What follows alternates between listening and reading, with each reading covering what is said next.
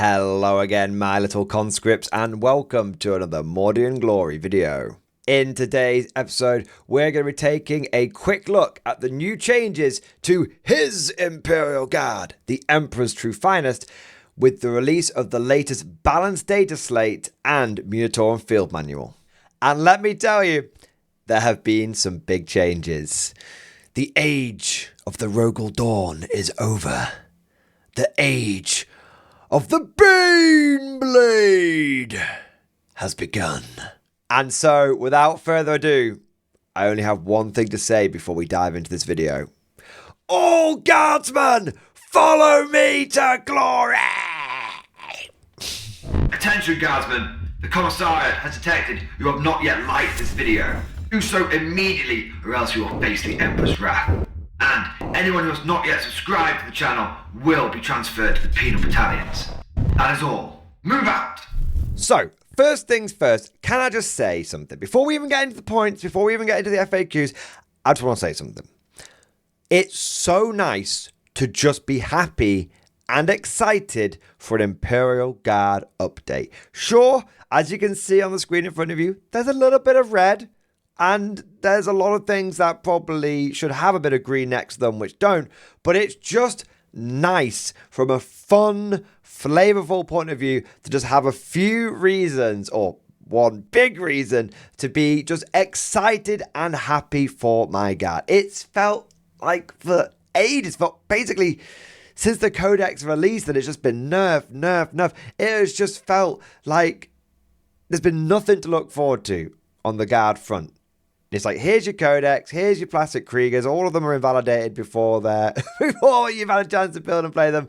Now, bugger off. That's kind of feels like what it's been like over the last few months. But just having an update, which is just, in my opinion, vibes first, very, very welcome. So, Games Workshop, this is a step in the right direction. There are some things that I think need addressing, but this is a step in the right direction, and I'm just happy that big tanks seem to be back on the menu. Having said all that, before we get into the points, I want to very quickly look at the balanced data slate for the Guard and the Guard Codex FAQ. It's very quick because basically nothing has changed, but for the sake of completeness, I thought I'd go over it. In the balanced data slate, the only real change that's happened for the Guard is a slight formatting change. They've now given each faction their own page, rather than having things leak over from one page to the next. I mean, thank God this isn't a physical document, because this would be an egregious waste of paper.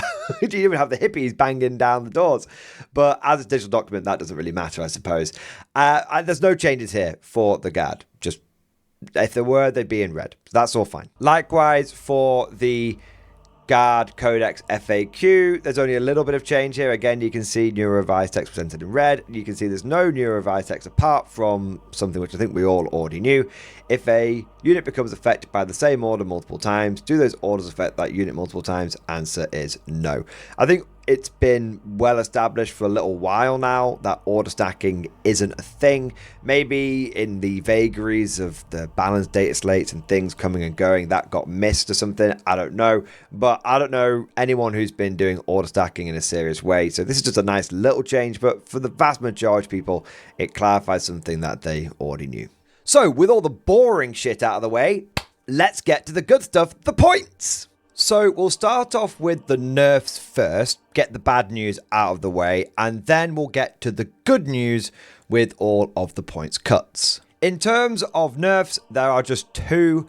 Both are Rogal Dawn related. The Rogal Dawn battle tank has gone up by 10 points to 250 points, and the Rogal Dawn commander has gone up by 10 points to 275 points.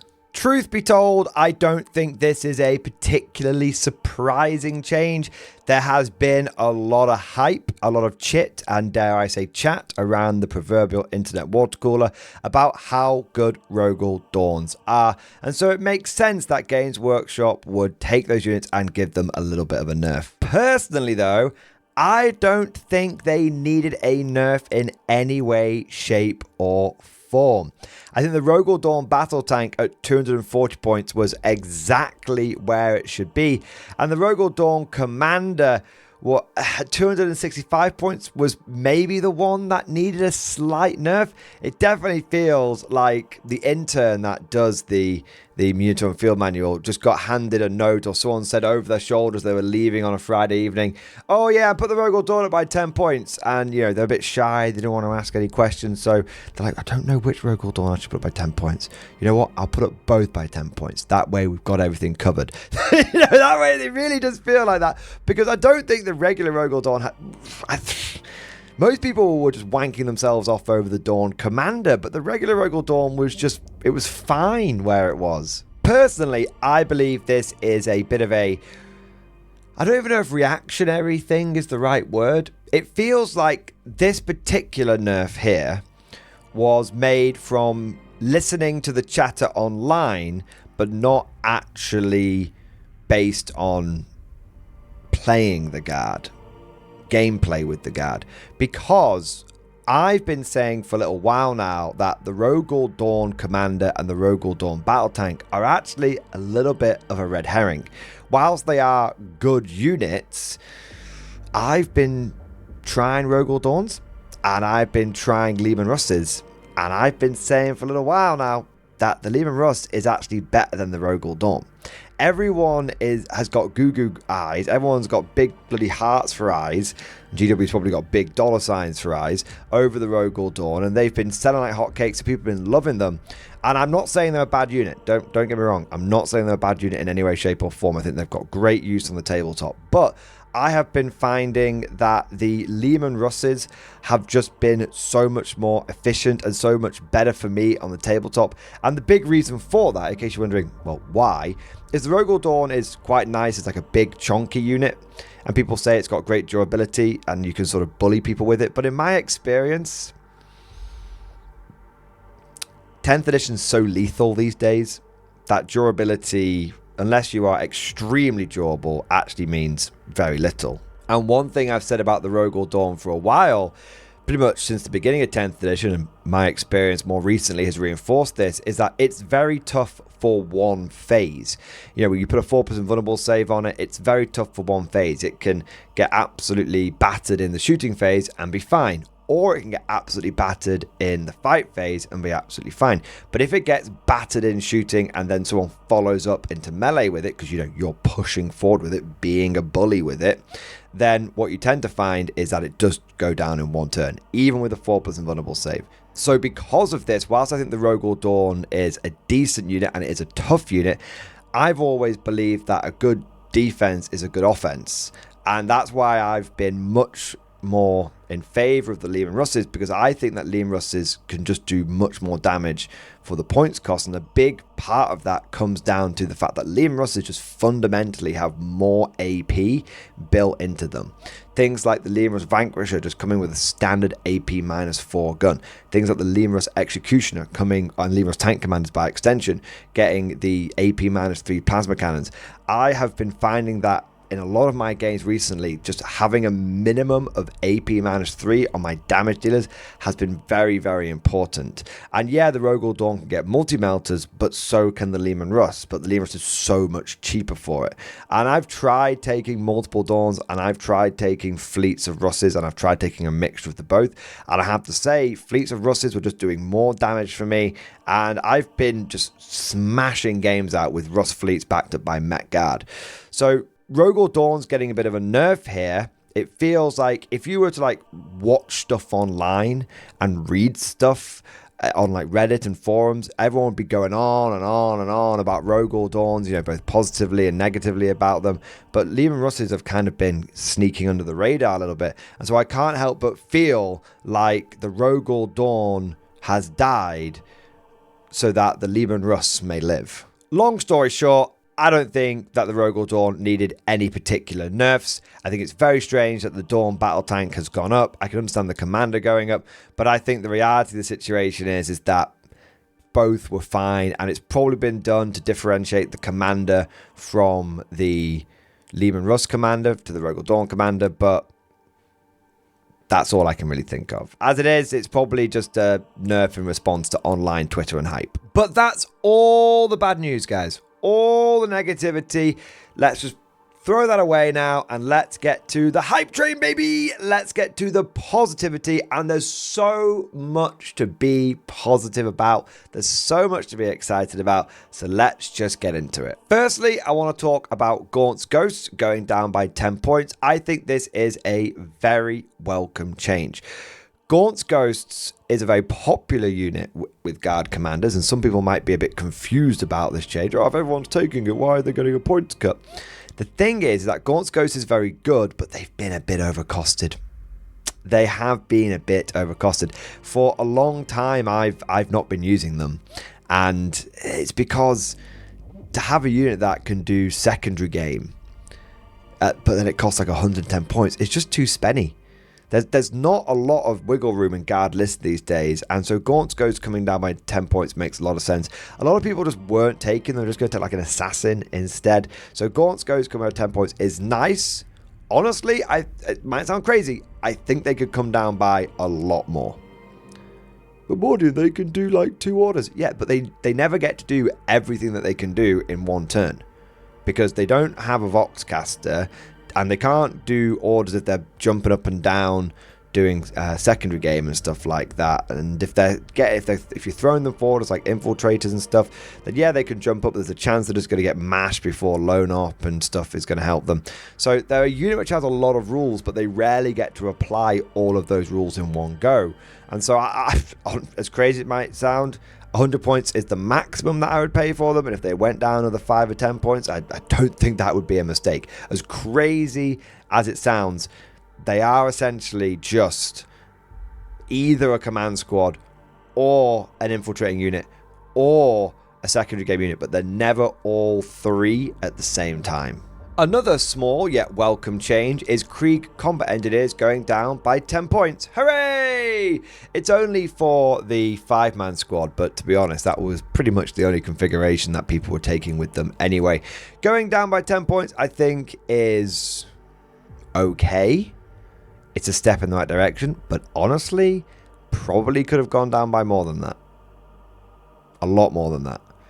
Krieg Combat Engineers have really lost a lot of their shine because of the way Games Workshop has nerfed them with the remote mine and a few other bits going on. I think if you took them down to 50 points, it wouldn't be unreasonable. 10 points is nice. I'm not going to look a gift horse in the mouth, but 10 points is the minimum I would expect. Is it going to be enough to make people take Krieg Combat Engineers over Kazakin? Maybe. There's a 50-point difference between the two of them now. But Kazakin can still do everything that Krieg Combat Engineers do, but also have a shitload of guns to back them up. So it's a nice one. It's a nice little tax rebate, as it were. But I think you know what? I think you will see more people taking Krieg Combat Engineers, which is cool.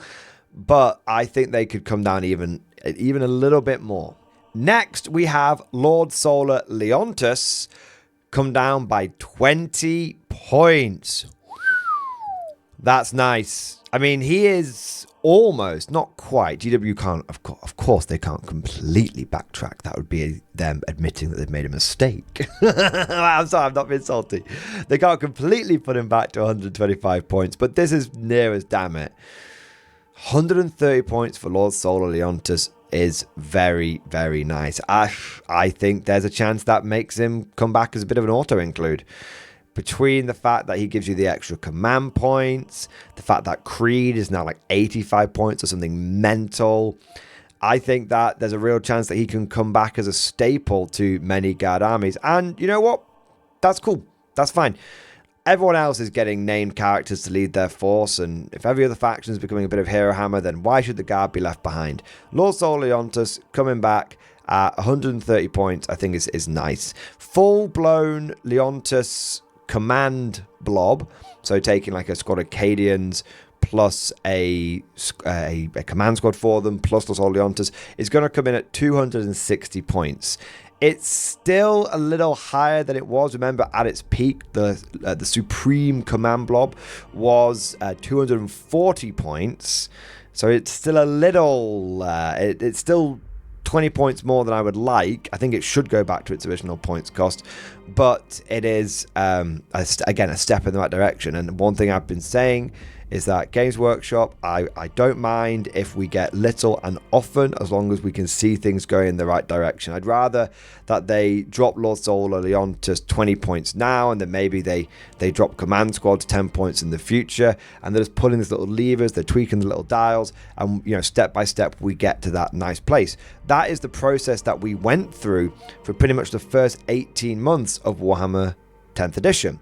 And the first 18 months of Warhammer 10th edition were in many ways a golden age, a golden era of balance and stuff. And it's been 2025 where it's really felt like they've just been just ripping levers. They've not been like adjusting them slightly, just ripping them backwards and forwards. 2025 has seen the return of things like the double nerf, which we hadn't been a thing for a while. So seeing Games Workshop, it seems like they've regained a bit of sense here. I don't know if they're doing it with every faction, but just looking at Guard for the moment, 20 points, that's a step in the right direction. Again, I could see them doing that, seeing how it impacts things, and then maybe another balanced data slate, maybe another 5 points comes off here, another 5 points comes off here, another 5 or 10 points comes off here. That's good. Little and often changes, and giving a few months to see how that affects things is how the game should be balanced, and I really, really like this. But alright, I know why you're really here. You're here for the big tonks. And there is no other way of saying this. And I mean this sincerely, wholeheartedly. But I think super heavy meta incoming. Every single Imperial Guard super heavy, Baneblade, Banehammer, Banesword, Doomhammer, Hellhammer, Shadow Sword, Stormlord, and Storm Sword has come down by not 10, not 20, but 30 points. These things are now wildly affordable, wildly includable in many, many Guard lists. And let me tell you, I've been playing Guard for a long time. And there's one thing I know about the Imperial Guard community. It's that they love, and I mean love, big tanks.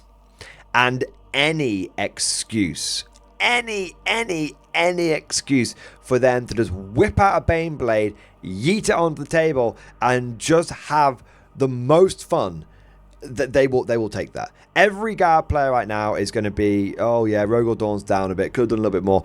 No one gives a crap about that. Nobody gives a crap about any of that. Every Guard player right now has just got a big manic grin on their face, and as they start looking at their super heavies and start thinking, okay, now which one am I going to be taking to my next game? You know it. Look, you know it. I'm looking at you. Yes, you. I'm looking at you. I know that you are now going to use a Baneblade in your next game, whether it's a Baneblade or a Banehammer. You're going to use a Guard super heavy in your next game. I know it because I'm also going to do it.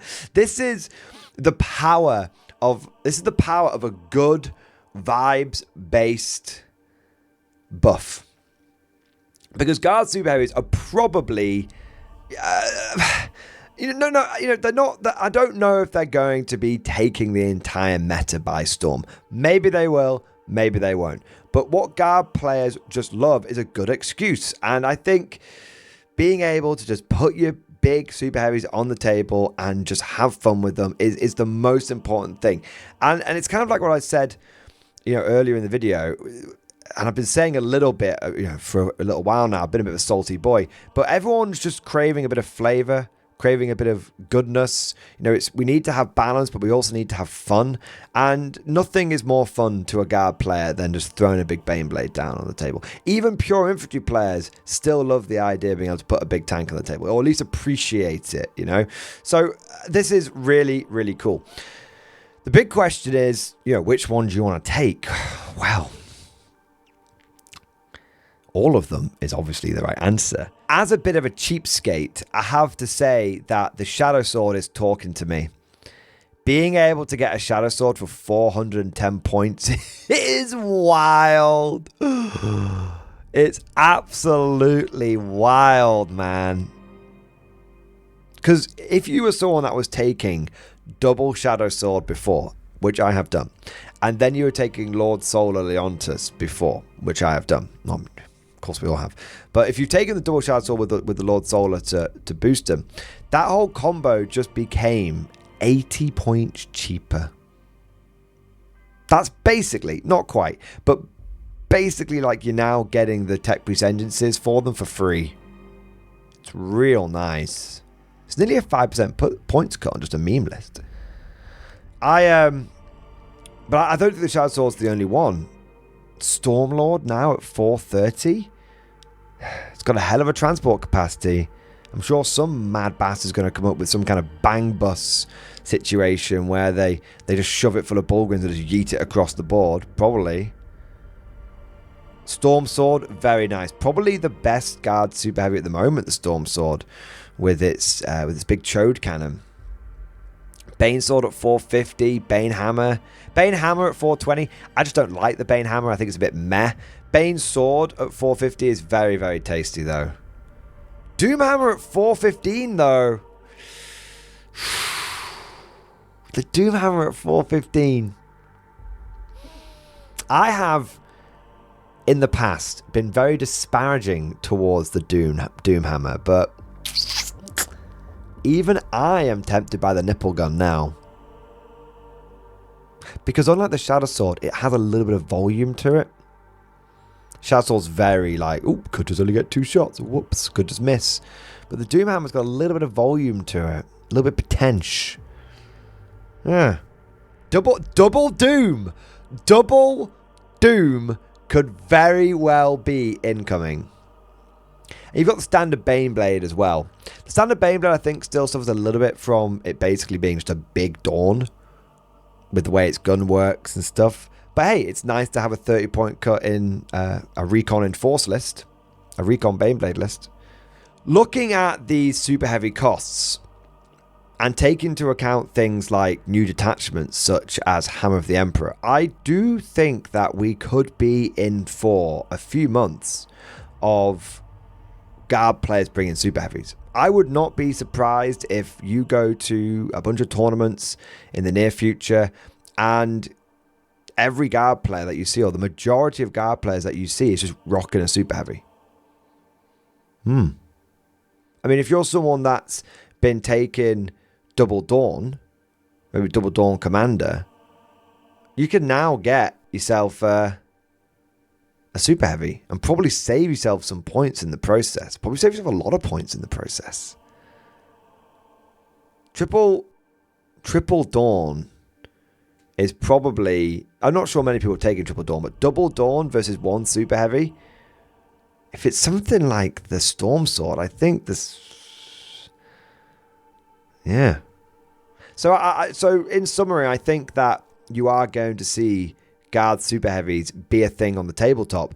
And if one of your regular opponents is going to be a guard player, or if you're going to a tournament, I think you will need to prepare for the fact that how do you deal with a super heavy? Because one of the big things about super heavies is they're often points inefficient for many factions, but if you don't have the tools to deal with one, even if it's not particularly meta or particularly efficient, it can really catch you off guard. So guard super heavies are back on the menu. Out of all of them, I think the Doom Hammer is weirdly interesting now, but definitely excited for the Shadow Sword, the Bane Sword, and the Storm Sword. But there's a bigger question here. There's a bigger picture here.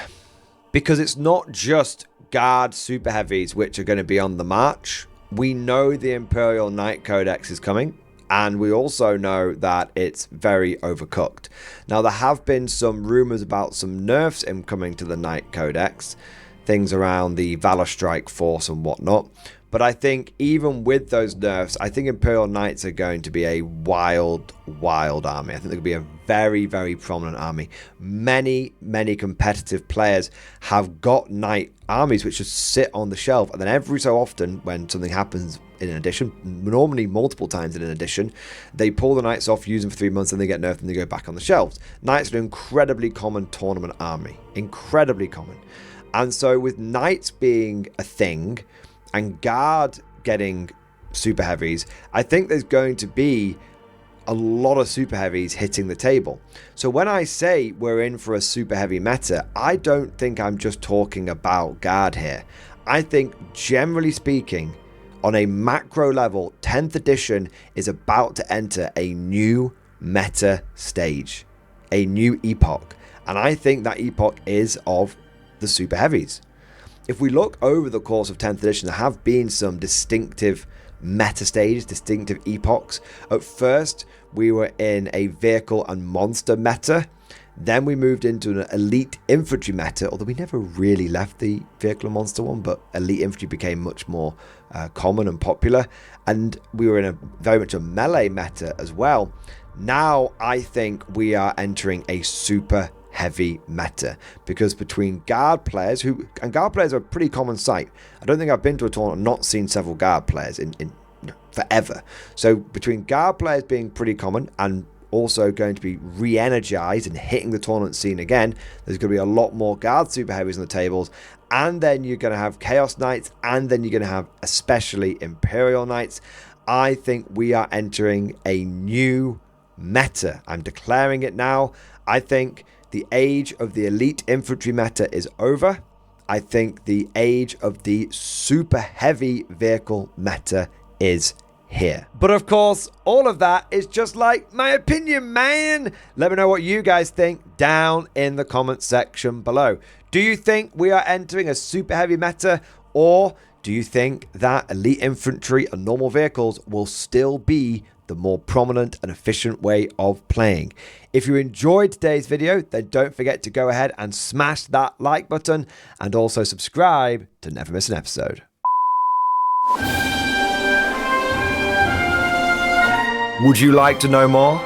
If so, then please consider becoming a channel member or patron. By supporting the channel, not only will you be doing your part, but you'll also be helping me create more content for your viewing pleasure and unlocking a whole host of perks. You get everything from a badge next to your name, custom emojis, but the big one is access to the Mordian Glory Discord server, an online community with almost 2,500 active members.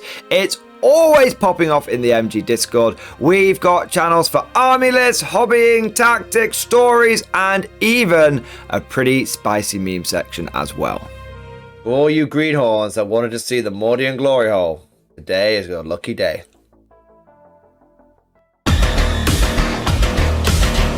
And joking aside, I do want to say a massive thank you to all of the current channel members and patrons.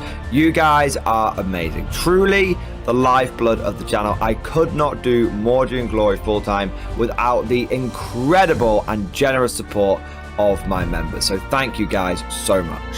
And last but certainly not least, I want to say a personal thank you to all of my top tier Patreons.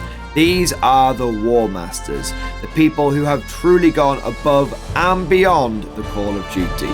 So a heartfelt thank you to Redfield, 32, Jurgens, Miasma, Try Again, Bragg, RJ, Scorpion, Bonbon Vert, Lord Pryor, Nicholas Walsh, John Stubbs, Guardian, Varney, Sword, Fish Trombone, Picklock the Forged. Seriously guys, thank you from the bottom of my heart. Your support is incredible, and it makes a huge difference. Thank you so much. That's all for now.